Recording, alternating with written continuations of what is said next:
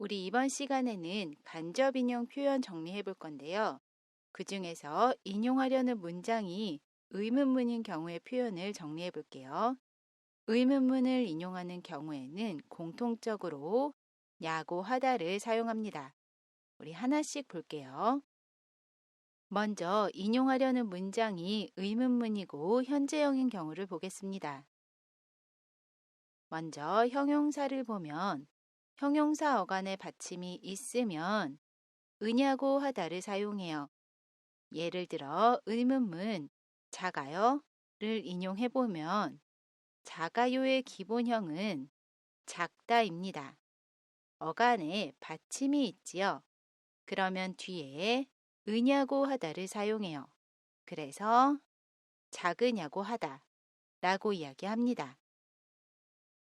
반대로 형용사 어간에 받침이 없으면 뒤에 야고 하다를 사용해요. 예를 들어 쉬어요 이 문장을 간접 인용하면 쉬어요의 기본형은 쉬다입니다. 어간에 받침이 없지요. 그러면 뒤에 야고 하다를 사용해요. 그래서 쉬냐고 하다 라고 이야기합니다. 이번에는 동사를 볼게요.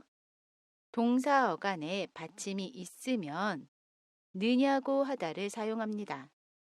그래서 닫아요 의문문을 인용해 보면 닫아요의 기본형은 닫다입니다. 어간에 받침이 있지요. 그러면 뒤에 느냐고 하다를 사용해요. 그래서 닫느냐고 하다 라고 이야기합니다. 그리고 동사 어간에 받침이 없어도 느냐고 하다를 사용해요.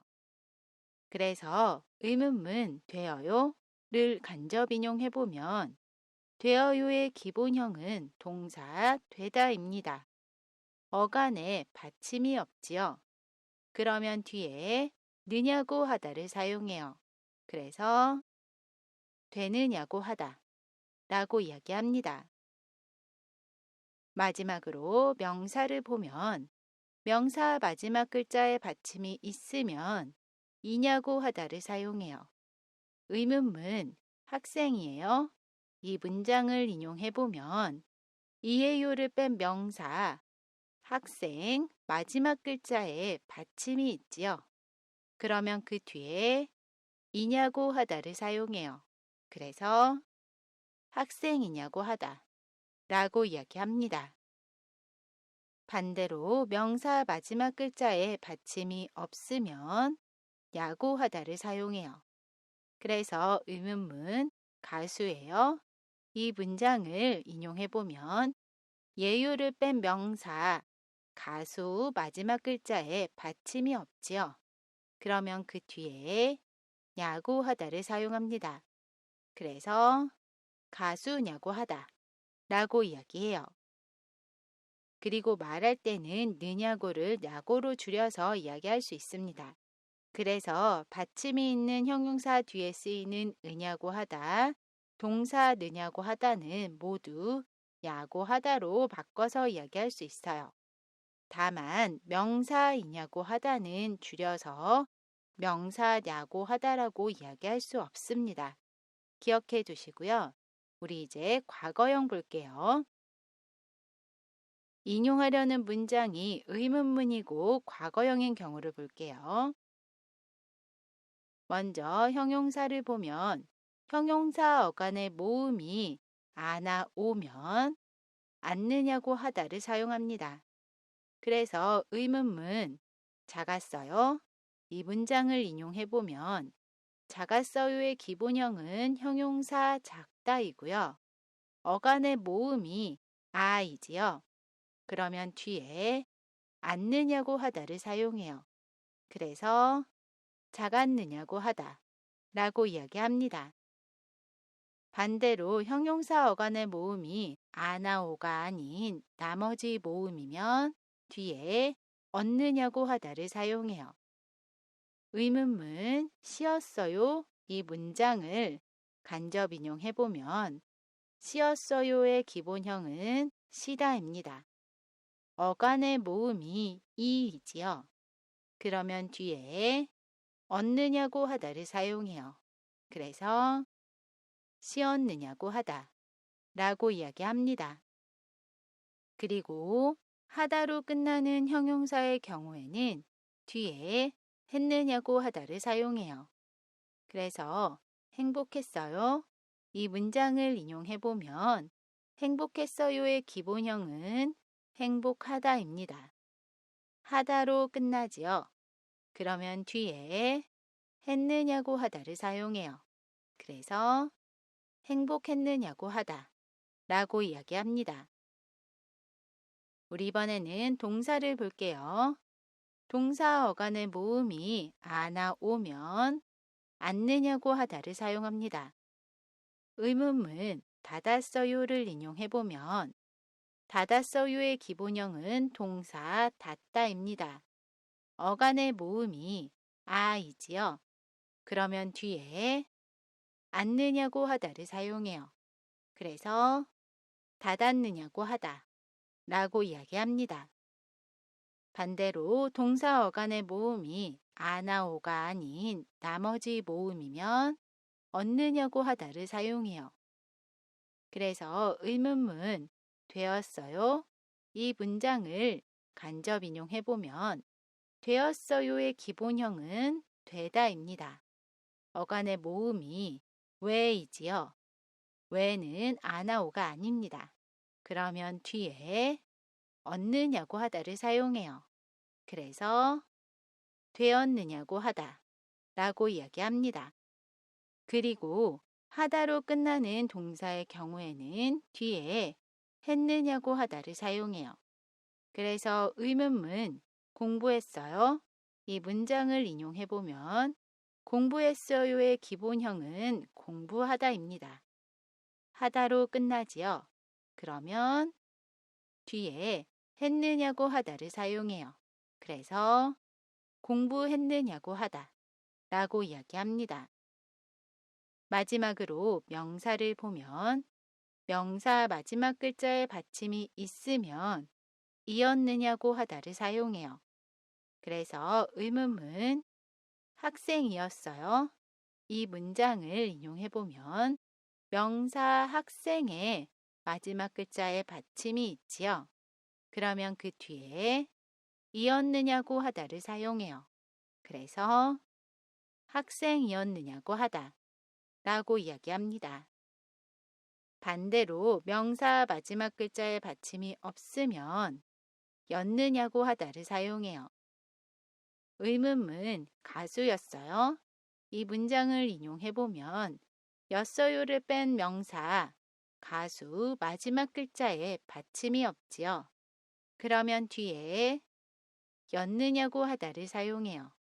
그래서 가수였느냐고 하다 라고 이야기합니다.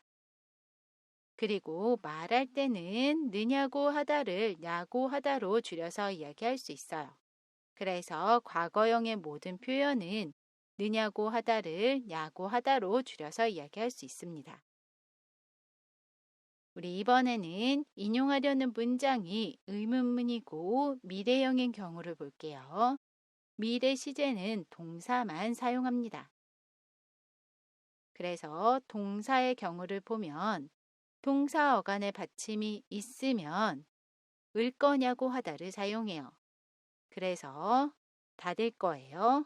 이 의문문을 인용해 보면 닫을 거예요의 기본형은 닫다입니다.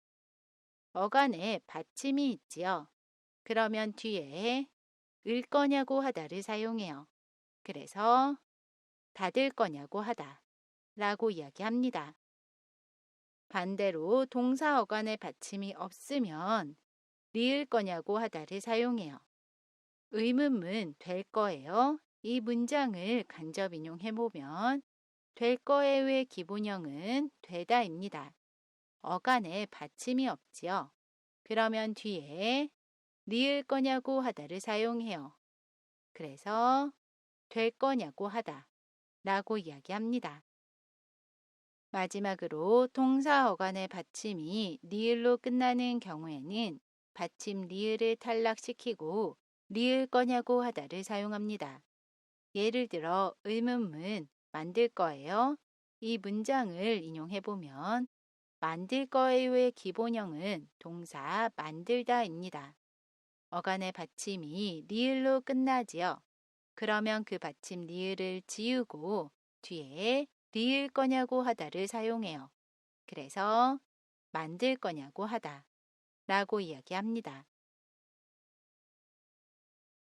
마지막으로 인용하려는 문장이 의문문이고 추측을 하는 경우를 알아볼게요. 먼저 형용사를 보면 형용사 어간에 받침이 있으면 을 것 같냐고 하다를 사용합니다. 추측을 하는 의문문 작을까요? 이 문장을 인용해보면 작을까요의 기본형은 형용사 작다입니다.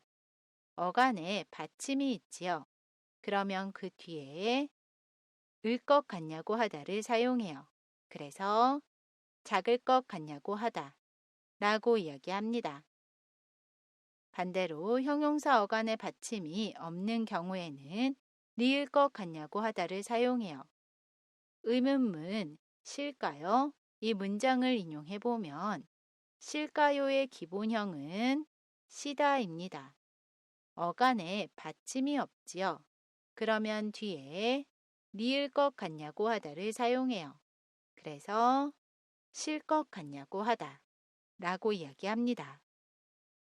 마지막으로 형용사 어간에 받침이 리을인 경우에는 그 받침 리을을 탈락시키고 리을 것 같냐고 하다를 사용해요. 추측을 하는 문장 달까요? 이 문장을 인용해보면 달까요의 기본형은 달다입니다. 어간의 받침이 리을로 끝나지요. 그러면 그 받침 리을을 탈락시키고 뒤에 리을 것 같냐고 하다를 사용해요. 그래서 달 것 같냐고 하다 라고 이야기합니다. 우리 이번에는 동사를 볼게요. 동사 어간에 받침이 있으면 을 것 같냐고 하다를 사용해요. 그래서 닫을까요? 이 문장을 인용해보면 닫을까요의 기본형은 동사 닫다입니다. 어간에 받침이 있지요. 그러면 뒤에 을 것 같냐고 하다를 사용해요. 그래서 닫을 것 같냐고 하다 라고 이야기합니다. 반대로 동사 어간에 받침이 없으면 리을 것 같냐고 하다를 사용해요. 의문문 될까요? 이 문장을 인용해보면 될까요의 기본형은 동사 되다입니다. 어간에 받침이 없지요. 그러면 뒤에 리을 것 같냐고 하다를 사용해요. 그래서 될 것 같냐고 하다 라고 이야기합니다. 마지막으로 동사 어간의 받침이 리을로 끝나는 경우에는 받침 리을을 탈락시키고 리을 것 같냐고 하다를 사용해요. 만들까요? 이 문장을 인용해보면 만들까요의 기본형은 동사 만들다입니다. 어간의 받침이 리을이지요. 그러면 그 받침 리을을 지우고 그 뒤에 리을 것 같냐고 하다를 사용해요. 그래서 만들 것 같냐고 하다 라고 이야기합니다. 마지막으로 명사의 경우를 보면 명사 마지막 글자에 받침이 있으면 일 것 같냐고 하다를 사용합니다. 추측을 하는 의문문 학생일까요? 이 문장을 인용해보면 일까요를 뺀 명사 학생 마지막 글자에 받침이 있지요. 그러면 뒤에 일 것 같냐고 하다를 사용해요. 그래서 학생일 것 같냐고 하다 라고 이야기합니다. 그리고 명사 마지막 글자에 받침이 없어도 일 것 같냐고 하다를 사용해요. 예를 들어 가수일까요? 이 문장을 간접 인용해보면 일까요를 뺀 명사 가수 마지막 글자에 받침이 없습니다. 그러면 뒤에 일 것 같냐고 하다를 사용해요. 그래서 가수일 것 같냐고 하다 라고 이야기합니다. 우리 이번 시간에는 인용하려는 문장이 의문문인 경우의 표현을 정리해 봤습니다. 이번 영상은 여기까지고요. 저는 다음 영상에서 다시 뵐게요. 안녕히 계세요.